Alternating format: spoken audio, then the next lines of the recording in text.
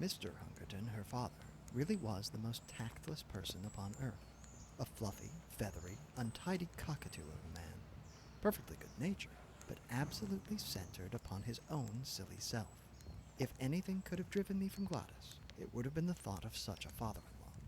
I am convinced that he really believed in his heart that I came round to the Chestnuts 3 days a week for the pleasure of his company, and very especially to hear his views upon bimetallism, a subject upon which he was by way of being an authority. For an hour or more that evening, I listened to his monotonous chirrup about bad money driving out good, the token value of silver, the depreciation of the rupee, and the true standards of exchange. Suppose, he cried with feeble violence, that all the debts in the world were called up simultaneously and immediate payment insisted upon. What, under our present conditions, would happen then? I gave the self-evident answer that I should be a ruined man, upon which he jumped from his chair, reproved me my habitual levity, which made it impossible for him to discuss any reasonable subject in my presence, and bounced off out of the room to dress for a Masonic meeting. At last I was alone with Gladys, and the moment of fate had come. All that evening I had felt like the soldier who awaits the signal which will send him on a forlorn hope of victory and fear of repulse, alternating in his mind. She sat with that proud, delicate profile of hers outlined against the red curtain. How beautiful she was, and yet how aloof. We had been friends, quite good friends, but never could I get beyond the same comradeship which I might have established with one of my fellow reporters upon the Gazette. Perfectly frank, perfectly kindly, and perfectly unsexual. My instincts are all against a woman being too frank and at her ease with me. It is no compliment to a man. Where the real sex feelings begins, timidity and distrust are its companions, heritage from old wicked days when love and violence went often hand in hand. The bent head, the averted eye, the faltering voice, the wincing figure. These, and not the unshrinking gaze and frank reply, are the true signals of passion. Even in my short life I had learned as much as that, or had inherited it in that race memory which we call instinct. Gladys was full of every womanly quality. Some judged her to be cold and hard, but such a thought was treason. That delicately bronzed skin, almost oriental in its coloring, that raven hair, the large liquid eyes, the full but exquisite lips, all the stigmata of passion were there, but I was sadly conscious that up to now I had never found the secret of drawing it forth. However, come what might, I should have done with suspense and bring matters to a head tonight. She could but refuse me, and better be a repulsed lover than an accepted brother. So far my thoughts had carried me, and I was about to break the long and uneasy silence, when two critical dark eyes looked round at me, and the proud head was shaken in smiling reproof. "I have a presentiment that you were going to propose, Ned. I do wish you wouldn't, for things are so much nicer as they are." I drew my chair a little nearer. "Now how did you know that I was going to propose?" I asked in genuine wonder. "Don't women always know? Do you suppose any woman in the world was ever taken unawares? But oh, Ned, our friendship has been so good and so pleasant. What a pity to spoil it. Don't you feel how splendid it is that a young man and a young woman should be able to talk face to face as we have talked?" "I don't know, Gladys. You see, I can talk face to face with the station master." I can't imagine how that official came into the matter, but in he trotted and set us both laughing. "That does not satisfy me in the least. I want my arms round you and your head on my breast, and, oh, Gladys, I want—" She had sprung from her chair, as she saw signs that I proposed to demonstrate some of my wants. "You've spoiled everything, Ned," she said. "It's all so beautiful and natural until this kind of thing comes in. It's such a pity. Why can't you control yourself?" "I didn't invent it," I pleaded. "It's nature. It's love." "Well, perhaps if both love, it may be different.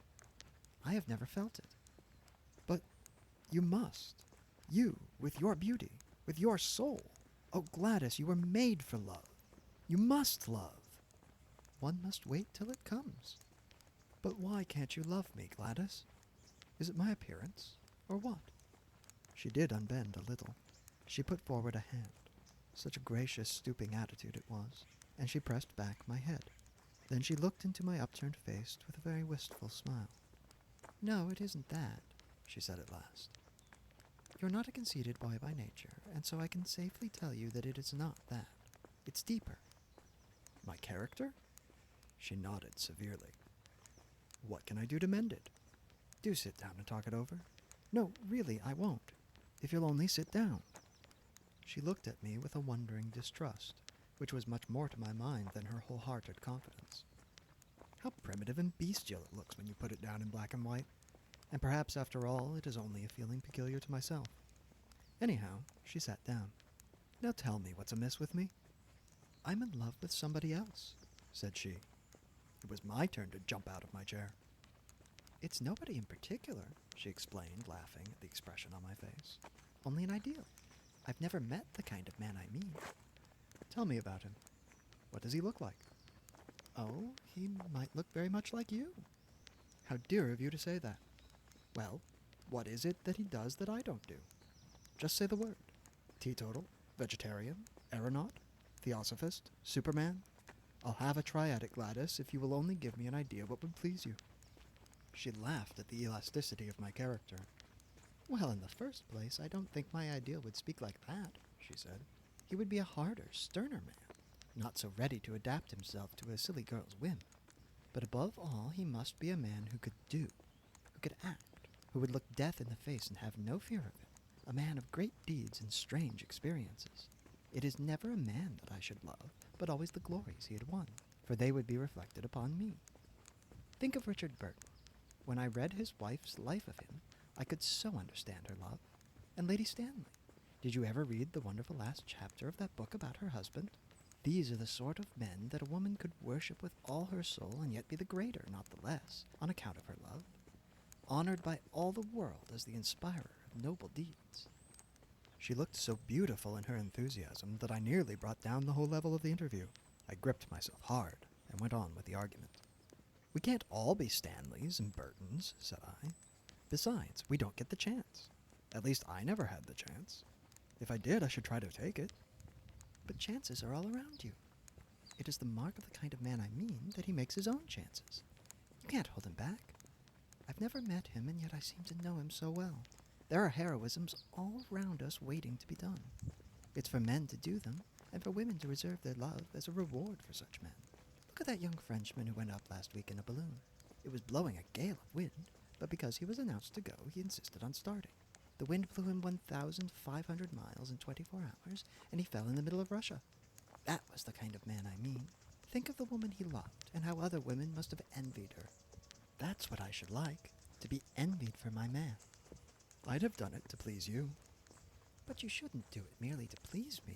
You should do it because you can't help it, because it's natural to you, because the man in you is crying out for heroic expression. Now, when you described the weekend coal explosion last month, could you not have gone down and helped those people in spite of the choke dam? I did. You never said so. There was nothing worth bucking about. I didn't know. She looked at me with rather more interest. That was brave of you. I had to. If you want to write good copy, you must be where the things are. What a prosaic motive. It seems to take all the romance out of it. But still, whatever your motive, I am glad that you went down that mine. She gave me her hand, but with such sweetness and dignity that I could only stoop and kiss it. I dare say I am merely a foolish woman with a young girl's fancies, and yet it is so real with me, so entirely part of my very self, that I cannot help acting upon it. If I marry, I do want to marry a famous man. Why should you not? I cried. It is women like you who brace men up. Give me a chance and see if I will take it. Besides, as you say, men ought to make their own chances and not wait until they are given. Look at Clive. Just a clerk and he conquered India. By George, I'll do something in the world yet. She laughed at my sudden Irish effervescence. Why not? She said. You have everything a man could have. Youth, health, strength, education, energy. I was sorry you spoke, and now I am glad, so glad, if it wakens these thoughts in you. And if I do... Her hand rested like warm velvet upon my lips. Not another word, sir. You should have been at the office for even in dutying half an hour ago, only I hadn't the heart to remind you. Some day, perhaps, when you have won your place in the world, we shall talk it over again. And so it was that I found myself that foggy November evening pursuing the Camberwell tram, with my heart glowing within me, and with the eager determination that not another day should elapse before I should find some deed which was worthy of my lady. But who in all this wide world could ever have imagined the incredible shape which that deed was to take, or the strange steps by which I was led to the doing of it? And, after all, this opening chapter will seem to the reader to have nothing to do with my narrative, and yet there would have been no narrative without it, for it is only when a man goes out into the world with the thought that there are heroisms all around him, and with the desire all alive in his heart to follow any which may come within sight of him, that he breaks away as I did from the life he knows, and ventures forth into the wonderful mystic twilight land where lie the great adventures and the great rewards. Behold me, then, at the office of the Daily Gazette, on the staff of which I was a most insignificant unit, with the settled determination, that very night if possible, to find the quest which should be worthy of my Gladys. Was it hardness, was it selfishness, that she should ask me to risk my life for her own glorification? Such thoughts may come to middle age, but never to ardent 23 in the fever of his first love.